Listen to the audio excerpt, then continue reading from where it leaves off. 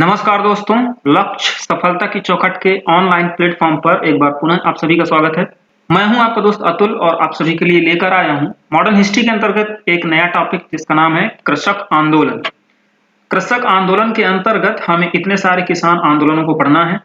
तो आइए इन आंदोलनों को स्टार्ट करने से पहले थोड़ी सी इनकी लोकेशन को समझ लेते हैं। आपको बता दें, किसान आंदोलनों से आने वाले जो प्रश्न हैं उनमें से अधिकांश जो प्रश्न पूछे जाते हैं वो उनकी लोकेशन से पूछे जाते हैं। आपने अगर इनकी लोकेशन को ही रट लिया है, तैयार कर लिया है, तो 30% 35% के आसपास जो क्वेश्चन है आपके सही हो जाएंगे। आपको एक काम करना है, इस स्लाइड को स्क्रीनशॉट करना है और इनको याद करना है। हम एक एक करके इनकी लोकेशन को समझते हैं। इनकी लोकेशन के हिसाब से मैंने सीरियल से इसको रखा है। हम यहाँ से स्टार्ट करेंगे राजस्थान से और एक चौकोर बनाते हुए भारत की यात्रा करेंगे ऐसे करके। तो चलिए प्रारंभ करते हैं। सबसे पहले बिजौलिया आंदोलन राजस्थान में। सारे क्वेश्चन पीसेस में कई बार पूछे गए, ध्यान रखिएगा। राजस्थान में बिजौलिया आंदोलन होता है। इसके बाद गुजरात में 3 आंदोलन आपके हो रहे हैं, खेड़ा, बरसाड़ और बारदोली। इसके बाद महाराष्ट्र में जाएंगे वर्ली आंदोलन। केरल सीधे चले जाएंगे आप, तो केरल में आपका मोपला विद्रोह मिल जाएगा। पुनप्र एवं वायलार 3 ठो आंदोलन यहाँ पर हो जाएंगे। तमिलनाडु में जाएंगे आपका पॉलीगर के द्वारा किया जाएगा विद्रोह। तेलंगाना ऊपर आएंगे यहाँ पर, तो तेलंगाना विद्रोह होगा। फिर सीधे बंगाल में आ जाएंगे, उड़ीसा को छोड़ करके। बंगाल में ढेर सारे नील, पावना और तेभागा आंदोलन होंगे। इसके बाद बिहार आ जाएंगे। बिहार में आपका चंपारण और बकास्त। इसके बाद यूपी में एका आंदोलन हो जाएगा। तो इसका स्क्रीनशॉट करिए और इस तरह से इसको लर्न करने का प्रयास करिए। आपको बता दें कि 30% आपके क्वेश्चन सॉल्व हो जाएंगे इसी लोकेशन को याद करने से। चलते हैं एक एक करके हम आंदोलनों को पढ़ते हैं। आंदोलनों में आपको मैं बात पहले ही बता देता हूं, उनके लीडर को आपको ध्यान रखना है। लोकेशन मैंने पहले ही बता दी, अब बार बार हम आपको लोकेशन नहीं बताएंगे, आपको इसको देखना है, तैयार करना है। आंदोलन के नेता को आपको विशेष ध्यान देना है। इसके अलावा जो क्वेश्चन पूछा जाएगा वो अलग से तो मैं आपको बताऊंगा जरूर। साथ ही इनके जो कारण है, कारण आपके लिए ज्यादा इंपॉर्टेंट नहीं होंगे क्योंकि लगभग सारे विद्रोहों के जो कारण होंगे वो एक ही जैसे होंगे। तो इस टॉपिक को, काफी बड़ा टॉपिक है, हम तेजी से पढ़ाने का प्रयास करेंगे। आपको थोड़ा सा अपना दिमाग भी लगाना है, नहीं तो बहुत लंबा हो जाएगा टॉपिक। तो सबसे पहले प्रारंभ करते हैं बिजौलिया आंदोलन। बिजौलिया आंदोलन से जो सबसे ज्यादा प्रश्न पूछा गया है वो उसकी लोकेशन से ही पूछा गया है, इसके अंदर ज्यादा नहीं पूछा जाता है। इसका नेता कौन था? विजय सिंह पथिक। ये विजय सिंह पथिक नाम का व्यक्ति था। इसका रियल जो नेम था वो भूप सिंह था और ये भेष बदल करके आंदोलन का नेतृत्व कर रहा था। रास बिहारी बोस आप जानते हैं क्रांतिकारी आंदोलनों के प्रमुख नेता होंगे, उन्होंने भी इनका काफी ज्यादा साथ दिया था। 84 प्रकार के करों को लगा दिया गया था जो बहुत ज्यादा नुकसान पहुंचा रहे थे किसानों को। उन करों के खिलाफत में इन्होंने इस मूवमेंट को खड़ा किया था। खेड़ा सत्याग्रह गुजरात के खेड़ा नामक स्थान पर किया जाएगा। प्रारंभ में मोहनलाल पांड्या ने इस आंदोलन को स्टार्ट किया था। 22 मार्च से गांधी जी ने इसका नेतृत्व किया। इनके सहयोगियों से प्रश्न पूछे जाते हैं। सहयोगी में सरदार वल्लभ भाई पटेल, विट्ठल भाई पटेल, ये दोनों भाई भाई हैं। वल्लभ भाई और विट्ठल भाई दोनों भाई भाई हैं, ध्यान रखिएगा। इंदुलाल याज्ञिक, महादेव देसाई, अनुसुईया बेन, ये सारे लोग मिलकर के मूवमेंट स्टार्ट करेंगे। टाइम ध्यान रखिएगा 1918 को। कारण क्या होता है? अकाल पड़ने तथा प्लेग फैलने के बावजूद भी राजस्व की वसूली की जा रही है। पैमाइन कोड क्या कहता है? अकाल संहिता क्या कहती है? किसी वर्ष अकाल जब पड़ जाएगा उसके सामान्य वर्ष की तुलना में 1/4 भी उत्पादन न होने पर लगान माफ कर दिया जाएगा। मान लीजिए इस साल अकाल पड़ गया है और पिछले साल जो उत्पादन होता था उसका 1/4 भी उत्पादन अगर नहीं हो पाया अकाल के कारण तो टैक्स को नहीं लिया जाएगा, यानी लगान माफ कर दिया जाएगा। लेकिन अकाल भी पड़ गया था और प्लेग भी फैल गया था, लेकिन इस मामले में यानी टैक्स की वसूली करने के लिए, लगान की वसूली करने में कोई ढिलाई नहीं बरती गई और इसी वजह से लोगों ने आंदोलन कर दिया। बाद में आंदोलन का नेतृत्व गांधी जी ने किया था। गांधी जी ने यहाँ पर सत्याग्रह छेड़ दिया, भूख हड़ताल कर दी और सरकार पे विवश होकर उनकी बात को मानना पड़ा। सरकार ने माना कि जो लोग सक्षम होंगे लगान वसूल पे करने के लिए वो लोग लगान दे सकते हैं, जमा कर सकते हैं। जो लोग सक्षम नहीं है वो लगान ना दें। इस तरह से गांधी की यहाँ पर जीत होती है। तीसरा मूवमेंट गुजरात में ही होगा, बरसाड़ आंदोलन। वल्लभ भाई पटेल के द्वारा इसका नेतृत्व किया जाएगा। डकैती कर के विरोध में इसका आंदोलन किया जा रहा है। डकैती कर क्या है? जनता को डकैत काफी परेशान कर रहे हैं और सरकार कह रही है कि हम पुलिस की व्यवस्था आपके लिए कर देंगे, लेकिन बदले में आपको कुछ पैसा चुकाना पड़ेगा। प्रति व्यक्ति ₹2.7 आने का टैक्स आरोपित कर दिया जाता है जनता के ऊपर, और इस तरह से जनता ने विद्रोह कर दिया और इसको लीड करेंगे आंदोलन को वल्लभ भाई पटेल। अंततः सरकार को झुकना पड़ा और इस टैक्स को समाप्त कर देती। यहीं पर दूसरा आंदोलन भी वल्लभ भाई पटेल के द्वारा ही लीड किया जाएगा, गुजरात में ही बारडोली सत्याग्रह। इसका टाइम बहुत इंपॉर्टेंट है, 1928। कारण क्या है? सरकार के द्वारा 30% कर वृद्धि कर दी गई है, टैक्स इतना ज्यादा बढ़ा दिया गया है। इन्होंने आंदोलन को लीड किया, हालांकि पीछे से गांधी जी ने इनको सपोर्ट किया, गांधी जी इनको मार्गदर्शित करते रहेंगे, लेकिन गांधी जी कभी मूवमेंट के सामने नहीं आते हैं। इन्होंने आंदोलन को लीड किया और इस तरह से सरकार को इसके आगे झुकना पड़ा। इन्होंने 30% से कम करवा करके लगान को 21.97% करवा दिया, यानी 8.5% की कमी दर्ज की गई। लेकिन इतने से संतुष्ट नहीं थे, जो किसान थे वो संतुष्ट नहीं थे इतने बस से, इसलिए उन्होंने और आंदोलन तेज किया। बाद में सरकार ने ब्लूमफील्ड तथा मैक्सवेल नामक अधिकारियों को अपॉइंट किया इस बात की जांच के लिए। उन्होंने इसकी जांच की और जांच करने के बाद पाया कि नहीं, वास्तव में ज्यादा है लगान। उन्होंने इस लगान को घटा करके 6.3% की बढ़ोतरी की, यानी अभी तक 30% बढ़ोतरी हुई थी, उसको घटा करके उन्होंने 6.5% के आसपास कर दिया। ये प्रश्न आपसे पूछा जाता है कि कितना घटाया गया था, पहली बार में कितना घटाया गया था? 8.5% किया, यहाँ पर घटोतरी की गई थी, इनको ध्यान रखना है। अब इस तरह से आंदोलन सफल हो जाता है और वल्लभ भाई पटेल को यहाँ की आंदोलन के दौरान जो महिलाएं थी उन्होंने इनको सरदार की उपाधि से विभूषित किया। कुछ विद्वान मानते हैं कि गांधी जी ने इनको इस उपाधि को दिया है।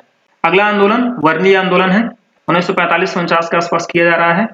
गोदावरी पुरलेकर ने इसको लीड किया था। जमींदारी शोषण के खिलाफ ये मुंबई में आंदोलन किया गया था। मोफला विद्रोह काफी ज्यादा पूछा जाने वाला आंदोलन है। ये 2 चरणों में होता है, 1836 से 54 और 1921। याद रखें 1921 के आसपास जो किया जाने वाला आंदोलन काफी ज्यादा प्रचलित हो जाता है। मोपला थे कौन? अरब मूल की जाति के लोग हैं, यानी अरब में रहते हैं, वहां की एक जनजाति है मुस्लिम। किसी कारण से ये भारत आ गई है और यहाँ पर जमींदारों की बंधुआ मजदूरी करती है, यानी जमींदार जो है वो हिंदू हैं, उनके बंधुआ मजदूरी का काम करते हैं। यानी मुस्लिमों की कंडीशन खराब है, हिंदुओं की मजबूत है, यहाँ पर जमींदारों का वो काम कर रहे हैं। लोकेशन में कई बार पूछा जाता है कि मोपला विद्रोह कहाँ पर हुआ? केरल में। कभी कभी केरल ऑप्शन न दे करके आपको मालाबार तट दे देगा। इंडियन ज्योग्राफी में आपको बताया जाएगा कि केरल तट को ही मालाबार तट के नाम से ही जाना जाता है। नेता अली मुस्लियार।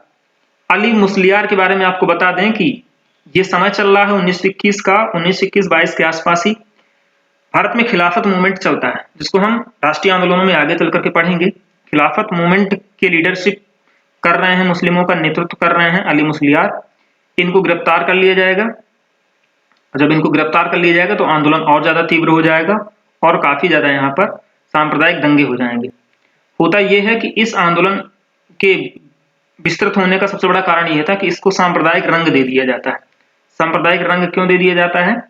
आप देख रहे हैं, श्रृंगेरी पीठ के शंकराचार्य ने इसमें हिंदूवाद का नारा देकर के सांप्रदायिक तक जहर घोलने का काम किया और ये जो किसान और जमींदार का जो झगड़ा था इसको हिंदू मुस्लिम झगड़ा घोषित कर दिया जाता है और आंदोलन काफी ज्यादा तीव्र हो जाता है, कई लोग इसमें मारे जाते हैं। ये आपको ध्यान रखना है कि किस आंदोलन में जिहाद का नारा दिया गया था, और जिहाद के बारे में हम आपको कई बार बता चुके हैं। धर्म युद्ध होता है। अगला आंदोलन है पुनप्रा एवं वायलार विद्रोह, 1946 में सामंती उत्पीड़न के कारण इस आंदोलन को किया जाता है। आपसे सिर्फ लोकेशन पूछी जाएगी कहाँ पे होता है, बस, और ज्यादा इससे पूछा नहीं जाएगा। अगला विद्रोह है पालीगर विद्रोह, 1801 से स्टार्ट होगा तमिलनाडु में।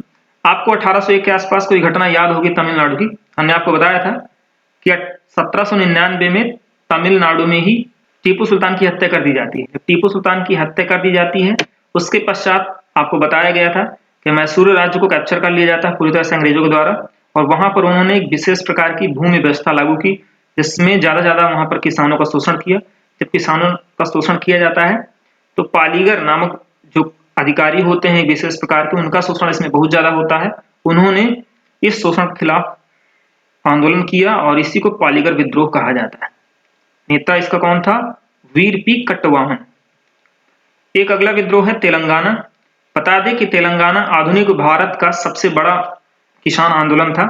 एक बात और आपको ध्यान रखना है कि इस दरमियान जब 1935, 40, 45 के आसपास का समय चल रहा होता है, इस दौरान भारत में कम्युनिस्ट आंदोलन काफी ज्यादा जोर पकड़ता है। कम्युनिस्ट आंदोलन ने किसानों के साथ मिलकर के बड़े बड़े तमाम सारे आंदोलन किए थे। उसी का एक एग्जाम्पल यहाँ पर दिया हुआ है। डोडी कुमारैया एक किसान स्थानीय जो किसान सभा थी उसके संगठनकर्ता थे और कम्युनिस्ट नेता थे, उनकी हत्या कर दी जाती है। जब उनकी हत्या कर दी जाएगी तो उनके जो समर्थक होंगे उन्होंने एक बहुत बड़ा आंदोलन खड़ा कर दिया। बाकी इसमें आपसे नहीं क्वेश्चन पूछा जाता है। इन आंदोलनकारियों की एक और भी बड़ी मांग थी कि जो हैदराबाद रियासत है उसको भारत का अंग बना लिया जाए। क्यों ऐसा कह रहे थे वो लोग? क्योंकि जो हैदराबाद का नवाब था वो किसानों का बहुत ज्यादा शोषण कर रहा था, उसके शोषण से परेशान थे वो लोग और उन्होंने इस तरह से ये मांग की हुई थी। अगला सबसे इंपॉर्टेंट जो आंदोलन है उसको नील विद्रोह के नाम से हम जानेंगे। बंगाल में हो रहा है। दिगंबर विश्वास विष्णु विश्वास इसका नेतृत्व करेंगे। दो यहाँ पर पत्रिकाएं हैं, एक न्यूज़पेपर है हिंदू पैट्रियट। जब ये मूवमेंट हो रहा था, नील विद्रोह हो रहा था, उस समय एक व्यक्ति थे हरिश्चंद्र मुखर्जी, उन्होंने हिंदू पैट्रियट नामक एक अखबार निकाला था। उसमें इस आंदोलन की अपडेट देते रहते थे, यानी पर डे जो भी घटनाएं होती थी उसको बहुत ज्यादा प्रचारित करते थे। ये प्रश्न आपसे पूछा जाएगा। बाद में इस मूवमेंट के खत्म होने के बाद दीनबंधु मित्रा, ये उनका तस्वीर है, इन्होंने एक नाटक लिखा था नील दर्पण। नील दर्पण में उन्होंने इसी नील विद्रोह की पूरी कहानी को छापा था और ये आंदोलन इसी नील दर्पण पत्रिका के माध्यम से, नील दर्पण नाटक के माध्यम से काफी पॉपुलर हो गया था। लोग जो थे, वो किसान जो थे, वो जगह जगह पर इसी नील दर्पण नाटक का मंचन किया करते थे और इसको प्रचारित किया करते थे। अब चलते हैं थोड़ा सा कारण पर। ददनी प्रथा इसका कारण था। ददनी प्रथा का मतलब क्या था? अंग्रेज नीलहे जो थे, यानी नील बागान मालिक जो थे, वो आते थे किसानों के पास और किसानों को जबरदस्ती पैसे देते थे एडवांस में और उनसे नील की खेती करने के लिए कहते थे। इसी प्रक्रिया को ददनी प्रथा कहा जाता था, यानी एडवांस में पैसे दे देना, उनसे जबरदस्ती नील की खेती करवाना, इसी को ददनी प्रथा कहा जाता था। तो ददनी प्रथा आपसे पूछा जाएगा, बहुत ज्यादा इंपॉर्टेंट है। नील की खेती करने से किसानों को क्या समस्या थी? क्योंकि उस नील की जो जड़ें थी पौधे की, वो काफी ज्यादा गहरी होती थी और जब गहरी जड़ें होती थी जमीन में धंस जाती थी, इसलिए वो जमीन की उर्वरक शक्ति जो है उसको समाप्त कर देती थी। उर्वरक शक्ति को समाप्त करने से उनके खेत जो है नील की खेती के ही लायक रह जाते थे, यानी उस पर चावल की खेती नहीं हो पाती थी। इस तरह से उनके जो खेत है बंजर हो रहे थे, बेकार हो रहे थे। इस वजह से वो जान गए थे कि हमें समस्या है इससे, तो उन्होंने मूवमेंट किया, आंदोलन किया कि हमें नील की खेती नहीं करनी है। बाद में सरकार ने विवश होकर सीटोनकार कमीशन का गठन किया और इसी को नील आयोग कह सकते हैं सीटोनकार की अध्यक्षता में, या सीटोनकार कमीशन भी कह सकते हैं शार्ट में। तो सीटोनकार समिति का गठन किया जाएगा और इसने नील की खेती के लिए विवश नहीं किया जाएगा ऐसा आदेश दिया। नील की खेती के बारे में थोड़ा सा हम बात यहाँ पर कर लेते हैं कि नील की खेती पूरी दुनिया में दो ही जगह पर की जाती थी, एक तो अफ्रीका पर और एक भारत पर। जिसमें से भारत में की जाने वाली जो नील की खेती थी, उससे जो उत्पन्न होने वाला नील था वो ए ग्रेड का हुआ करता था, सर्वोत्तम किस्म का हुआ करता था। इसी वजह से जो अंग्रेज नील बागान मालिक हैं वो भारत की ओर आ रहे थे लगातार और भारत में ज्यादा से ज्यादा वो नील की खेती करवाना चाहते थे। नील की खेती क्यों की जा रही थी? आपको बता दें कि ब्रिटेन में सबसे पहले इंडस्ट्रियल रिवोल्यूशन होता है, औद्योगिक क्रांति होती है। कपड़ा भी वहां पर सबसे पहले ही बनाया जाता है। जब कपड़ा वहां पर बनाया जाएगा तो कपड़ों को रंगने के लिए कलर की आवश्यकता थी। उस समय कोई केमिकल कलर था नहीं, इसलिए इस पौधे से नील का उत्पादन किया जाता था। पौधा जो होता था नील का, इससे नील का उत्पादन किया जाता था और इसके उत्पादन के लिए जमीन की आवश्यकता थी, किसानों की आवश्यकता थी बड़े पैमाने पर। तो उन्होंने सोचा कि भारत में किसान है, जमीन है, वो वहां से तमाम सारे बागान मालिक आते हैं और आकर के यहाँ पर इन्वेस्ट करते हैं, लोगों से जबरदस्ती नील की खेती करवाते हैं। करवाने के बाद इसको, इस तरह के पौधे होते हैं नील के अरहर की तरह लगभग, इनको काट करके लाया जाता था।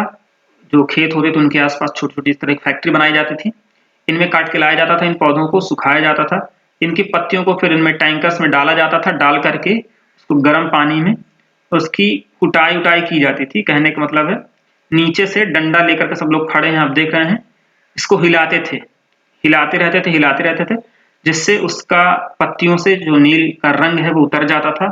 उतर करके नीचे पानी के इकट्ठा हो जाता था। बाद में पानी को छान करके अलग कर दिया जाता था और नीचे चट्टे के चट्टे तैयार हो जाते थे, उनको काट करके सुखा करके इंग्लैंड में एक्सपोर्ट कर दिया जाता था। इस तरह से प्रक्रिया से नील का उत्पादन होता था।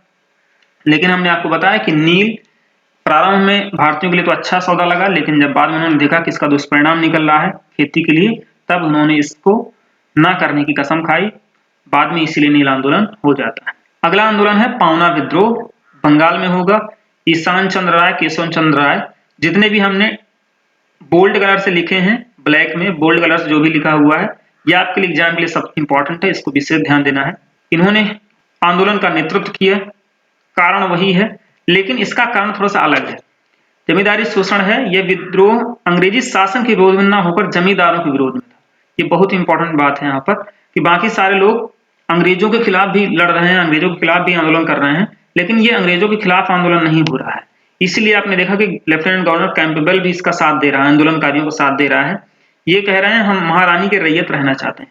ये स्टेटमेंट इस टॉपिक का सबसे इंपॉर्टेंट क्वेश्चन है।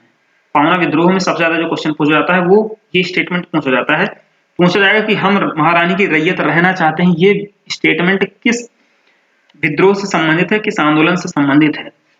तो महारानी की रैयत रहना का मतलब क्या है? रैयत माने किसान, यानी हम लोग डायरेक्ट महारानी को टैक्स पे करेंगे। उनका कहना यह है किसानों का, हम लोग डायरेक्ट महारानी को टैक्स पे करेंगे, जमींदारों को टैक्स नहीं पे करेंगे। जमींदारों से लड़ रहे हैं, वो जमींदारों के शोषण के शिकार हैं, इसलिए वो ऐसी बात कह रहे हैं। तो ये आपको ध्यान रखना है। इनके आंदोलन के परिणाम स्वरूप बंगाल काश्तकारी अधिनियम 1885 में लागू किया जाएगा और उनके किसानों की जो जमीनें छीन ली गई हैं जमींदारों द्वारा उनको वापस कर दिया जाएगा और उन आंदोलन को भी सफल घोषित किया जाएगा। तेभागा आंदोलन, तेभागा शब्द को समझना है, तीन भाग का मतलब 1/3। होता यह था कि इससे पहले किसानों के द्वारा ज्यादा मात्रा में लगान की वसूली की जाती थी, लेकिन एक फ्लाउड कमीशन आएगा। अब फ्लाउड कमीशन क्या करेगा? एक रिपोर्ट जारी करेगा कि भाई गलत है, आप लोग जो है किसानों से बहुत ज्यादा टैक्स वसूल कर रहे हैं, आपको 1/3 वसूलना चाहिए, 1/3। अगर उत्पादन हो रहा है 100 किलो का तो आपको लगभग 33 किलो ही उगाना चाहिए। इस बात की जानकारी हो जाती है किसानों को और किसानों ने इसका पता लगने के कारण इसको जबरदस्ती लागू करवाने की कोशिश की। उन्होंने, अभी सरकार ने ऐसा कोई लागू नहीं किया इसको, फ्लाउड कमीशन ने रिपोर्ट बस दी है कि 1/3 होना चाहिए, किसानों से लेना चाहिए, लेकिन किसानों को इस बात की जानकारी हो जाती है और किसान जबरदस्ती इतना ही देता है, यानी इससे ज्यादा नहीं देता है। और इस तरह से इस घटना को, इस परसेंटेज को उन्होंने संघर्ष के बल पर लागू करवाया और ये आपका आंदोलन हो जाता है। नेतृत्वकर्ता ध्यान रखेंगे। इसके परिणाम स्वरूप 1950 में कांग्रेस सरकार ने बर्गरदार विधेयक पारित किया और इनकी जो मांगे हैं उनको समाहित कर लिया। चंपारण, ये भी एक बड़ा आंदोलन है गांधी जी का। लोकेशन आप ध्यान रखेंगे, टाइम बहुत ही इंपॉर्टेंट है। राजकुमार शुक्ला, ये राजकुमार शुक्ला है, वहां के स्थानीय नेता हैं। और आपको बता दें कि 1916 में कांग्रेस का अधिवेशन होता है लखनऊ में। जब कांग्रेस का लखनऊ अधिवेशन हो रहा था उस समय महात्मा गांधी भी लखनऊ अधिवेशन में थे। वहां से आएंगे राजकुमार शुक्ला और लखनऊ में गांधी जी से मुलाकात करेंगे, उन्हें अपनी प्रॉब्लम्स बताएंगे और गांधी जी कहते हैं ठीक है आप चलिए हम आते हैं। इस तरह से राजकुमार शुक्ला के निमंत्रण पर महात्मा गांधी 1917 में बिहार पहुंच जाएंगे चंपारण में। इनके साथ गांधी जी के साथ देवी कृपलानी, नरहरि पारिक, महादेव देसाई, डॉक्टर राजेंद्र प्रसाद आदि लोग भी इस आंदोलन में शामिल थे। इन सबसे प्रश्न पूछे जाते हैं, आपको ध्यान रखना है। रीजन का क्या था इस आंदोलन का? तिनकटिया पद्धति। तिनकटिया पद्धति क्या होती है? बिहार में कट्टा कहा जाता है बिस्वे को, जैसे हमारे यहाँ बिस्वा होता है, 1 बीघे में 20 बिस्वे होते हैं, उस तरह से बिहार में कट्टा कहा जाता है, यानी 1 बीघे में 20 कट्टे होते हैं। 3 कटिया, कटिया को समझना है, 3 यानी 20 में से 3 कट्टे में खेती करना पड़ेगा आपको, काहे कि नील की खेती करना पड़ेगी, यही 3 कटिया पद्धति। मान लीजिए हमारे पास 2 बीघे खेत है, तो 2 बीघे का मतलब हमारे पास 3 कट्टे 1 बीघे के हो गए और 3 कट्टे दूसरे बीघे के हो गए, यानी हमें 6 कट्टों पर यानी 6 बिस्वा पर नील की खेती अनिवार्य करनी पड़ेगी। इसके बाद जो हमारी जमीन बचेगी 17 दूनी 34 बिस्वा, उसमें हम कुछ भी अपना बो सकते हैं। इस पद्धति को आपको ध्यान रखना कि 3 कटिया पद्धति क्या है, आपको ये बताना पड़ेगा। 3 कटिया पद्धति यहाँ पर प्रचलित थी, लगान भी बढ़ा दिया गया था, इससे परेशान थे। साथ ही साथ जर्मनी में रासायनिक रंगों की खोज हो गई थी। इसको समझिए, हमने भी आपको नील आंदोलनों में बताया कि किस तरह से भारत में प्राकृतिक रंगों की उपलब्धि के लिए, प्राकृतिक रंगों को प्राप्त करने के लिए, वो नील की खेती करने के लिए भारत में आए हैं। लेकिन अब रासायनिक रंगों की खोज हो जाती है कहाँ पर? जर्मनी। केमिकल कलर यानी फैक्ट्री में ही या लैबोरेटरी में ही आपका कलर बना लिया जाएगा, आपको खेत में जाने की आवश्यकता नहीं है। तो जर्मनी में रासायनिक रंगों की खोज और उत्पादन शुरू हो जाता है। इससे भारतीय लोग जो होते हैं खुश हो जाते हैं कि अब हमको नील की खेती नहीं करनी पड़ेगी। लेकिन अंग्रेज बागान मालिक जो हैं वो कह रहे हैं कोई बात नहीं है, रासायनिक रंग वहां पर आ गए हैं, अच्छी बात है, लेकिन आपने हमारे साथ कॉन्ट्रैक्ट करके रखा है इतने साल का, और आपको ये काम करना पड़ेगा। यानी आप खेती नहीं करते, हमें नील नहीं देते, तो नील के बदले आप और दूसरा कुछ दीजिए, हमको पैसे दीजिए, दूसरा अनाज दीजिए। इस तरह से उन्होंने जबरन वसूली चालू कर दी थी। इसी के खिलाफ इन्होंने मूवमेंट चालू किया था। परिणाम क्या हुआ? गांधी जी पहुंच गए। सरकार ने गांधी जी को सम्मिलित करते हुए एक जांच आयोग गठित किया। इसकी अनुशंसा पर तिनकटिया पद्धति को समाप्त कर बागान मालिकों को अवैध वसूली का 25% वापस कराया गया। इस तरह से अवैध वसूली अनाज की पैसे को लोग करने लगे थे, उसी अवैध वसूली का 25% वापस करवा दिया गया इस आंदोलन के द्वारा, और इस तरह से गांधी जी की यहाँ पर जीत हो गई। क्योंकि भारत में गांधी जी का प्रथम सत्याग्रह था, जिसकी सफलता से उत्साहित होकर रविन्द्रनाथ टैगोर ने गांधी जी को महात्मा की उपाधि दी। लेकिन एक और समस्या यहाँ पर थी कि गांधी जी का यहाँ पर एनजी रंगा ने विरोध किया था। गांधी जी के द्वारा जो किए जाने वाले कार्य थे, या गांधी जी जब यहाँ पर आए थे, एनजी रंगा ने इनका विरोध किया था। एनजी रंगा कौन है? इनके बारे में अभी हम आगे पढ़ेंगे अगले वीडियो में। बकास्त किसान संघर्ष। बिहार में जो जमीन थी वो 3 प्रकार की हुआ करती थी, पहले इसको समझ लेते हैं। बकास्त भूमि, रैयत भूमि और जिस्ती या जिरात भूमि। बकास्त भूमि पर हमें फोकस करना है। ऐसी जमीन कर न दे पाने की दशा में किसानों ने जमींदारों को दे दिया था।